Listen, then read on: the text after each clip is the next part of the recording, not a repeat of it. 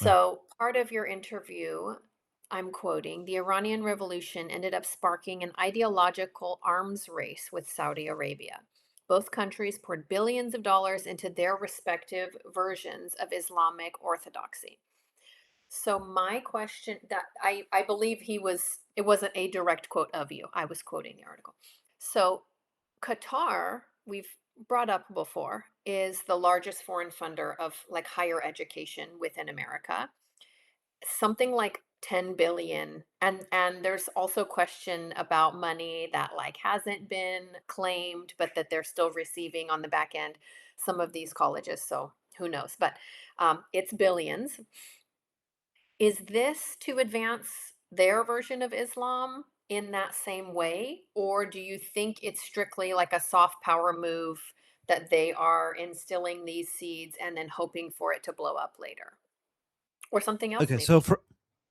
so from the Middle East, we had historically three sources of toxic ideology coming out from the Islamic Republic, from Saudi Arabia, from Qatar. The Qatari version is not about spreading certain Islamic ideology, unlike the Islamic Republic and how Saudi Arabia used to be. They're not anymore. The Qatari ideology, the Qatari method is to support any type of anti-Western, anti-Zionist, anti what they consider imperialist narrative that gives them leverage. Anything that gives them leverage. It doesn't have to be Islamic. It could be far left. It could be far right. It doesn't matter. As long as it gives them leverage politically outside. My guess is that they probably are going to stop focusing on Islamic ones because, this has been very costly to them.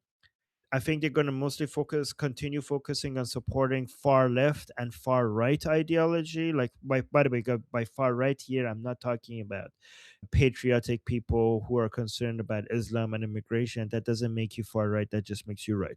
Right, I'm talking about the woke right, like the Nick Fuentes types, like the Candace Owens and Tucker Carlson and people like that. I think that supporting Islamic ideologies is has turned like more and both Saudi Arabia learned this the hard way, that is basically creates like a monster that eventually will come, like it's a Frankenstein monster that eventually will come for Dr. Frankenstein itself.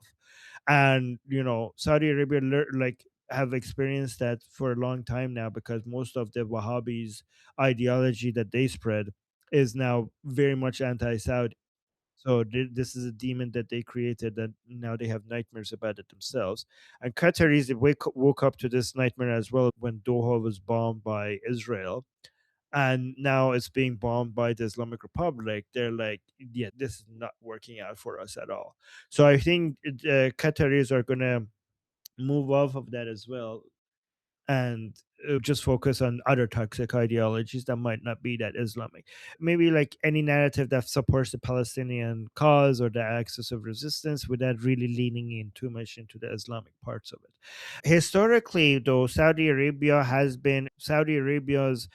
support for spreading Wahhabism around the world in Islamic countries is back. But by the way, that's the reason why we have ISIS and Al Qaeda, is because of the Saudis' investments in building madrasas and mosques all around the world. That was in response to the 1979 Islamic Revolution, because the Saudis wanted. So Saudi Arabia is a marriage between the House of Wahhab and the it's not just a figurative marriage, but an actual real marriage, right? That actually happened between these two families. And the Saudis always wanted a divorce from the Wahhabis, and they were trying to do this in the 1970s. But the Islamic Revolution in Iran made the Wahhabis think that they could also bring down the monarchs and bring complete Islamic rule, and that terrified the Saudis, and they delayed the divorce, and they brought the Wahhabis. They gave them, a lot more influence in Saudi Arabia. The Wahhabis, inspired by Khomeini, inside Saudi Arabia, they literally attacked the Kaaba, and there was a bloodbath in the around the Kaaba at that point.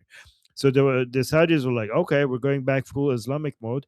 And not only that, they started basically, you could see, for example, if you look at the number of mosques in Pakistan, mosque and madrasas in Pakistan, it's like a hockey, like the graph looks like a hockey stick, because right around 1979, it starts going up.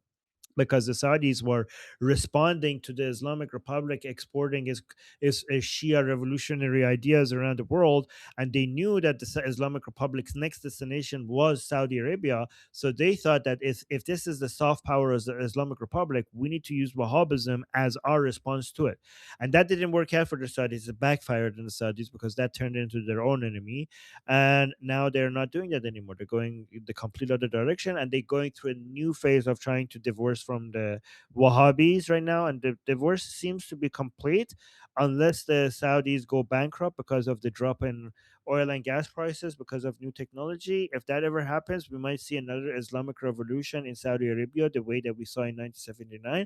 So hopefully that doesn't happen, because that would be disastrous for the entire region.